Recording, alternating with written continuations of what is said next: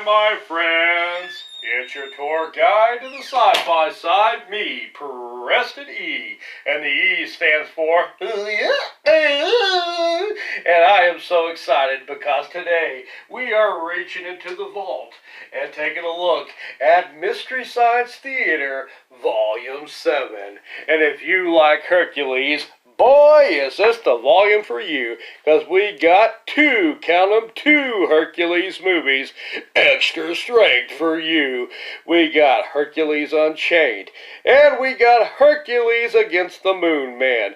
We also are going to get real spacey with the Prince of Space, and we also have the Killer Shrews. A little something for everybody. And we are going to rate each of these movies on a rating of 1 through 5 on the SOL Bone Scale.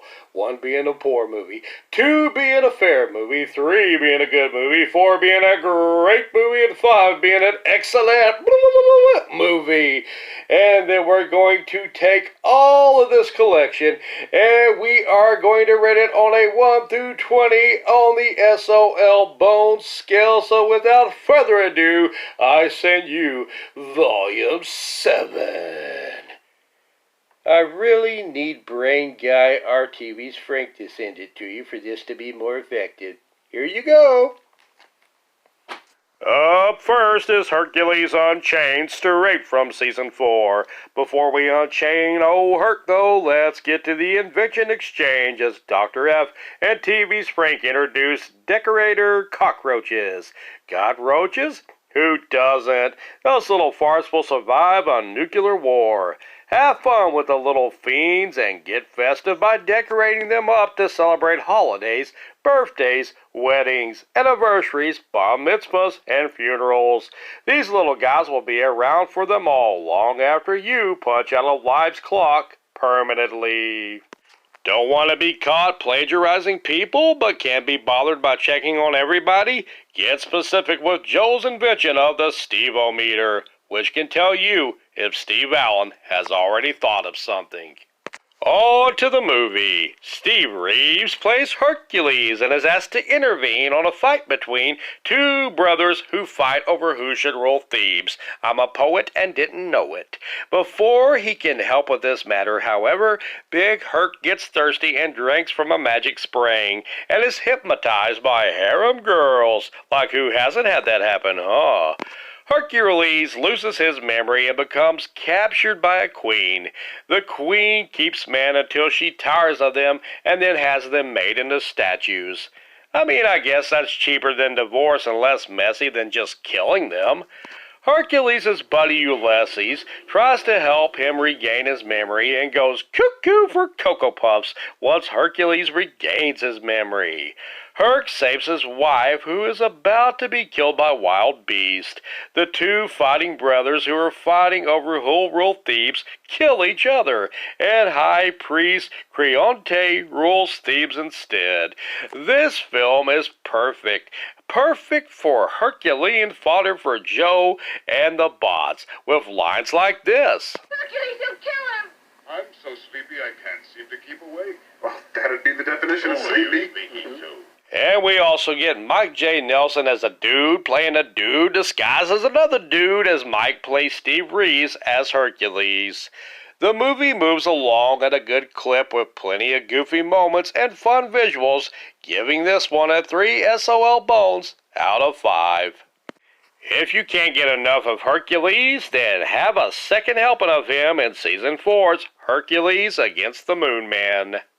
But first, we get our invention exchange for this episode as Joe and the bots invent the Super Freak Out Kit, guaranteed to sock it to you and make any moment groovy, you bet your sweet bippy. The Mads, however, have an invention called Deep Hurting, which they tease throughout the episode, and the pain of deep hurting will rear its ugly head later in the movie, and trust me, it does hurt deeply. The movie itself sees Moon Man crash down into an earthly mountain and emerge from a meteor. These Moon Men demand human sacrifices, with Gladius advising Queen Samaria that they send for Hercules to save them.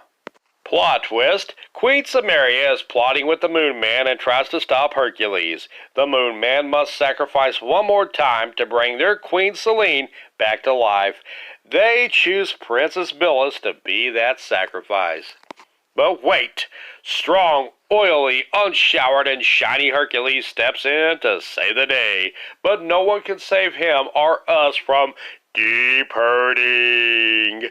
Deep hurting comes in an insanely long, extended scene of nothing but a sandstorm, which makes the Dust Bowl seem like kids throwing sand in a sandbox by comparison. You can feel Joe and the boss's pain, as you, the viewer, can feel it too during this overlong sepia-toned scene of sandy hell, but at least we have the option of fast-forwarding. Joe and the boss battle it on through with razor-sharp riffing, trying not to crack as they survive deep hurting, much to the chagrin of the Mads. The movie itself is a convoluted, headache-inducing mess with sluggish scenes. I'm looking at you, deep-hurting sandstorm. But it's still worth a look for goofy rock man and rock-related puns that accompany them by Joe and the Bots. We will rock you. Save me! No! No! It's Stonehenge on ice. Sergio Ciani, I'm sure I'm butchering his name, as Alan Still, plays the big Herc in this film. Some goofy scenes, like Old Man Gladius getting the acupuncture of death, gives this movie a goofy boost, as does plenty of pizza lines, as we see a lot of dudes that look like Little Caesar. But sluggishly torturous scenes, again, I'm looking at you, deep hurting sandstorm, makes Hercules Unchained seem like the Mario Land of Oz by comparison, while Hercules against the Moon Man feels like it stays in Kansas for way too long for a 2 SOL Bones out of 5. Next up, we have Prince of Space from Season 8. Prince of Space is a 1959 Japanese sci-fi flick about a geeky-looking superhero who looks like a reject wrestler from the WWF circa 1995.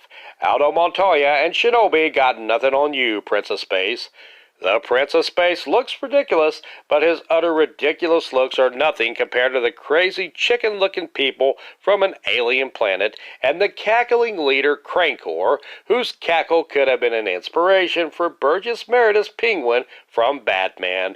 Who knows? You be the judge. How are ya? The movie sees badly dubbed elderly scientists being captured by the leader of Crankor. By the way, the planet is actually called Crankor, while the alien leader is actually called the Phantom, but Crankor is a funnier word, so we'll just call him that. Mike and the Bots do too. Anyway, Crankor is defeated by the Prince of Space, who saves the giant elderly infant scientist and the day. Mike appears as a robot in a host segment due to a wormhole problem, and this is the first episode that see the Mads, Mike and the Bots, come crashing down into ancient Rome as part of a several episodic arc. Prince of Space gets 4 SOL Bones out of 5 for badly dubbed sheer goofiness, silly scientist, a funny-looking superhero, an even funnier-looking villain, whatever the crap that giant Ross Perot-looking monstrosity is, and by the way, Bill Corbett plays the Phantom of Crankor during the host segments. And finally, we have the Killer Shrews from Season 4, and there ain't no taming these little guys, unless you have a firearm. More about them in a minute. Before we get to the movie, we get the invention exchange. The Mads plan to cleave the earth in two, but are distracted by Joel's invention of Jim Henson Edgar Winter babies. The invention exchange winds up in a tie. Before we get to the movie, we also get a short called Junior Rodeo Daredevils. Old Billy Slater punishes 2 boys for pranking his horses by roping them into doing a junior rodeo.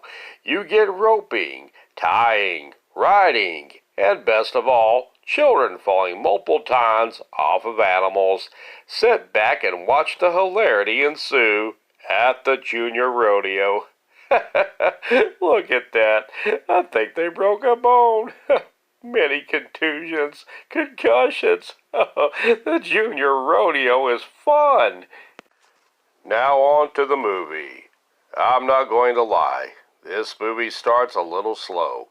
I mean glacial pace at certain points, as there's a lot of talking and drinking and not a lot else. Thankfully, the shrews do show up just as I'm about to dance with Mr. Sandman while I'm watching this, and the shrews gave me the adrenaline I need to make it through this movie. A boat captain and a bunch of scientists, including Festus himself, try to survive a group of giant shrews. One dude gets treed by them and eaten, while Ken Curtis, aka Festus himself, gets dogpiled upon. No Marshall to help him out of this one. 3 survivors make a makeshift human armor and try to avoid getting attacked by the shrewd and crude shrews. The boat captain, who is played by James Best, also known as Roscoe P. Coltrane, possum on a gum bush, and his love interest Anne, along with third wheel Dr. Marlowe, escape by swimming to their boat. The Killer Shrews can be tough to get through during the first half, as it is relentlessly talky, but if you can make it through that, you get rewarded by the true heroes of the movie, the Shrews, who rescue us from boredom by killing a lot of people. The Killer Shrews get a 3 out of 5 SOL bones. A bonus on this Killer Shrews disc includes 3 shorts. Assignment Venezuela, where a father gets to work with oil rigs in Venezuela and eventually sends for his family to live in Kwanzaa huts. Ooh. Century 21 Calling, where 2 of the whitest, whiter than Ariel Winter, preppy kids marvel at new phone technology like call waiting and buttons. And a case of spring fever, where a spring-hating dolt is converted into loving springs after a demonic spring sprite named Corley haunts his nightmares, aka his real waking life.